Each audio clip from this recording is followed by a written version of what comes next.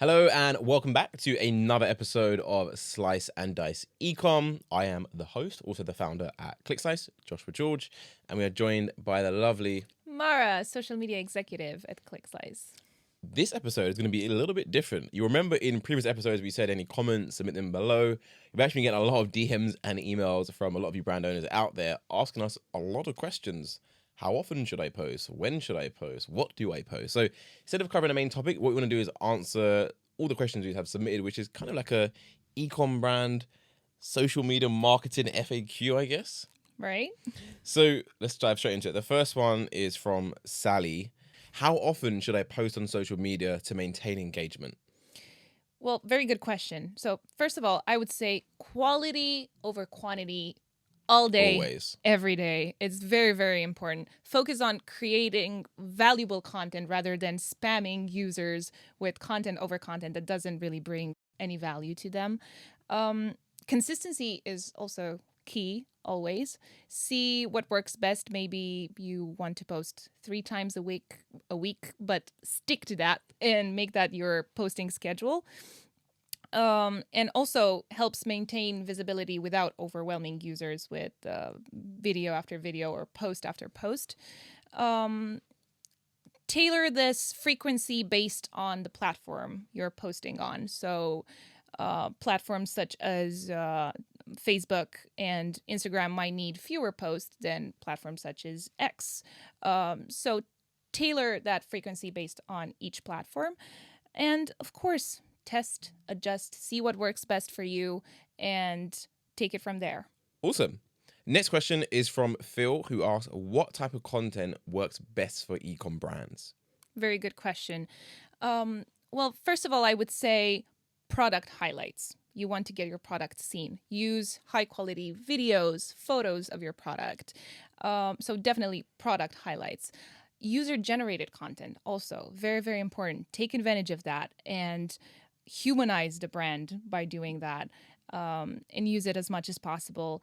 Also, educational content, how-tos, tutorials, use your product in different scenarios that people might be interested to see your product in, and see what works best for your brand, see what people resonate with the most, and focus on that. Yeah, I think the UGC content you touched on, making it more, I think you said humanize, I think the term you used. Again, it's so important. I think we discussed this on another podcast episode in the past, probably a few weeks ago now, where we just said like you need to be building that deeper connection with your audience, and you really hard to do when you just have a brand. Yeah. You know, even look at some of the largest brands out there, like Apple. You know, you see the Apple logo, it's Apple, but when the brands are getting sold, it's not just Apple. We kind of know the same people, whether it's Tim Cook on the stage, right? Steve Jobs that we've seen over the years. Right. And we start to build that connection with them, and we start to get invested into the brand at a deeper level. So I think, having that connection is really, really important. And you can also post behind the scenes of how that product actually comes to life. It's really important in order to create connections with people to kind of include them in what's going on with your brand. So you can also do that by posting behind the scenes, presenting the team and so on. It's very important to do. I think, to be honest, it's probably why YouTubers do so well now, because they've built an audience of being authentic themselves, whether it's behind the scenes, whether growing a business, whether it's, I don't know, whatever it is.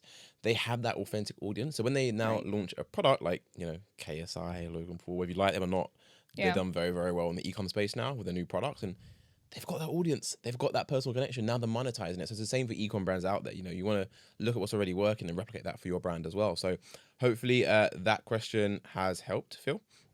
Our answers have helped that, sorry.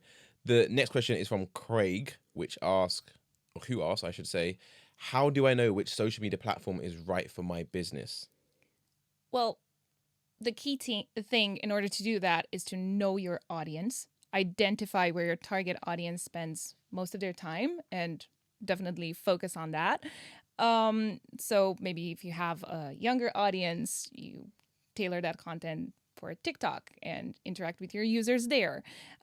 Use different platforms for different reasons and take advantage of each platform's strength. For instance, Instagram for visuals, X for sharing thoughts and opinions and updates, TikTok for highlighting, as I said before, behind the scenes, how-tos, answering to people's comments.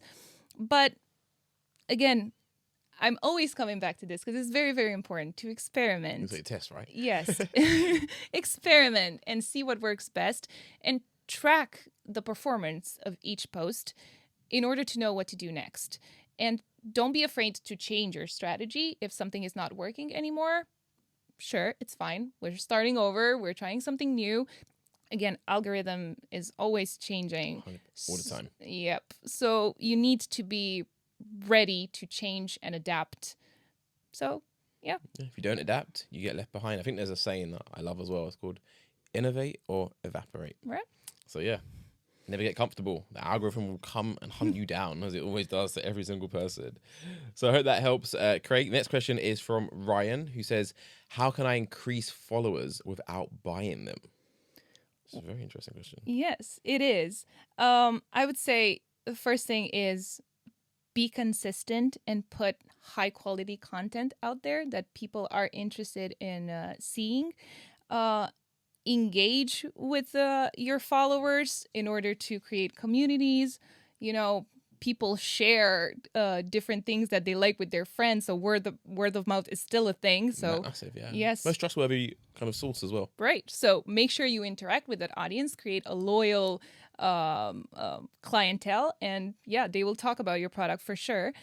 You can also collaborate. We've touched on this on a previous episode. Actually, you can collaborate with influencers, and people who follow them might migrate to your account because of their recommendations, of course.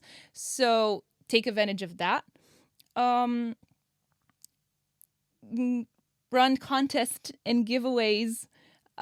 This happened a lot when I was younger, and I would interact with accounts just because, you know, they were offering something for free. Yeah. It's not that big of a loss to maybe give a gift to somebody if, you know, it brings you hundreds of followers that want to participate in that contest. So that's still a thing that you can do. Massive. Yes. I can vouch for that. I get tagged by literally all of my family members. You know, those there posts that say like, yeah, you know, we're giving away, I don't know, a brand new massage chair for £6,000 to right. one free customer. You just need to share this on your story and tag 2 of your friends. And yeah, like all of my family, all of my friends just feel to spam my notifications with tagging me and stuff like that. And to be fair, I've actually clicked through some of the profiles to see the products, and I haven't bought any, but I'm now being retargeted. So yes, it works incredibly well to get me into the like buying sell cycle, right? Right, and now you're following that account, and you might come back to their products later when you have the budget or when you realize that you actually need that product. Very true. Yes, you can generate engagement by doing that, and it's not that much of a loss to you. You give away a product of yours and gain lots of potential clients. Maybe another topic for another episode in the future, actually. I think we can do quite a deep dive into that. But as I said, we touched on the influencers in a previous episode, so we'll link it below in the descriptions, so you can check that out at your own time as well. Awesome. Another question from Laura, who says, do I need to pay for ads to succeed on social media? Well, not necessarily, but I would say a hybrid approach is the best way to go. There are scenarios in which you need to use paid ads to get your product seen. If you have like a product that's coming out next week and you want to focus everyone's attention on that product, you can use paid ads to do so, and then use organic content to support that paid ad and keep people interested and engaged. But I would say balance is key. See what works best for you, but definitely it's worth a try, but make sure you know who your audience is before diving into paid ads. You need to get your product seen by potential customers, not just by anybody. So make sure you understand your audience before you spend money on ads. Most likely blowing your budget if you don't understand it. Yeah. Right? We had a lot of brands come to us, right? Say, yeah, like I tried this paid social stuff. Like I set up some ads, spent about 5-6K, didn't get any results. Like, okay, who did you target? Oh, you're targeting women. You know, your product's actually for men. It's like, did you not realize, one small mistake can cost you thousands of pounds. It's always good to get, another pair of eyes, at least an expert to run the eyes over the account, whether it's a freelancer or agency, just get a second opinion, because I think too many brands probably underestimate how convoluted marketing actually is. It's not as straightforward as you think it is. And the reason why you have agencies that specialize in just Ecom or just one part of Ecom, maybe it's paid ads, SEO, is because it's really impossible, really hard and really difficult to be a master in them all. So yeah, there's a lot of value in that for sure. Awesome. Hope that one helps you, Laura. The next question is from Ray, who says, how do I create engaging social media content without a big budget? Really good question. Yeah, it is a really good question. And there's lots of ways to do that. You can use free tools such as Canva, CapCut, and so Canva. on. Yes, to create so much content. You don't need a big budget in order to get yourself out there. You can also focus on storytelling. It costs you nothing to get in front of the camera and talk about your story, present your team, have a face behind the brand, That's also a free tool you can use. Leverage user-generated content. I've said that before, but I'll say it again. UGC for the win. Yes, of course. Encourage customers to create content using your products, leave reviews. This, again, word of mouth thing will get people talking about your product. Don't be afraid to engage with trends, especially on TikTok. There's so many trends out there, so many viral sounds, and these really help your content be seen by a lot of people. So definitely do that. Another thing you can do is take one piece of content and transform it into multiple pieces of content. And what I mean by that is, for instance, take a blog post and create short form videos based on the information you present in that blog post, or Instagram posts, Instagram captions for your posts. So there's lots of things you can do without a big budget in order to gain a following and get your product seen by people on social media. I really like the format suggestion. We do a lot of our content as well, and it performs really, really well. Yeah. And I guess what you have to remember as well is if you produce a piece of content and say it's a video, right? People will want to consume that in video format, of course, but not everyone wants to watch the video. They want to also read content and consume it on the train or like in the peaceful time in the bath. I don't know. People consume content differently, right? So if you're only producing one type of content in one format, you potentially are missing out on a lot of the market, which essentially means you're leaving a lot of money on the table, which means you're not taking your brand to the full potential, which means you're like, again, it has so many knock-on effects, and it just sounds so simple. Just produce it in more formats, right? But really, really important. So yeah, great point to highlight. That is the end of the questions I have. Good. Good. I hope that was helpful. Yeah, I hope you all got a lot of value from those answers. Again, we're happy to do this again. Just keep sending us more questions. Yep. We'll get together, we'll record and give you the answers you need to grow your brand to the next level. So I've been Josh, that is Mara. Thank you for watching, and we'll see you in the next one.